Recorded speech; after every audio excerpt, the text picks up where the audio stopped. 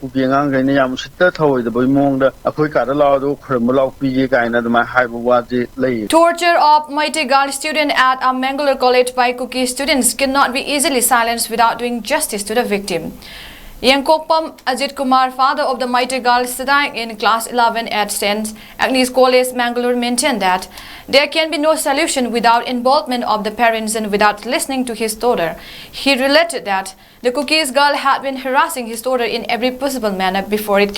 became physical. The matter was raised to the college authority. However, no measure was taken up by the authority, 𝐊𝐷𝐋 said. When asked about the press release issued by Karnataka Meitei Association stating that a solution has been successfully achieved for the situation that had been concerning a Meitei girl from St. Agnes College, Mangalore, Karnataka, 𝐊𝐷𝐋 maintained that the press release is not genuine. No final solution has been reached. The final solution can only be reached when a joint meeting of the victim's family, college authority, and the assailants, he maintained.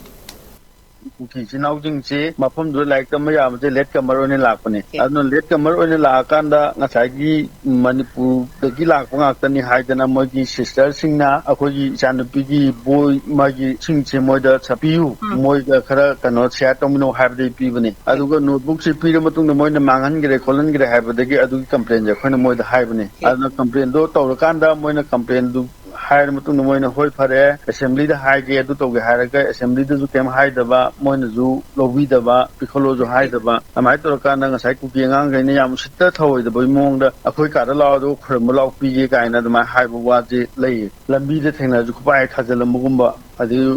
washroom chalanga ju thengna ge hek pa thajalamba tak na bu chalaga ju dum hek tok ba de keshnatra school halakba da phatawa slang language wa singchina ga dum ngangba hobaje dum tawre aduna ngasai gi moina haiba mayam jingje si tawre haiba ji information de khoi dum pi bane moina matam chana precaution measure la hu da dagi haiba ga kano ki hujigi ki kano je gatana gi thokpane haitar haiba khoi gi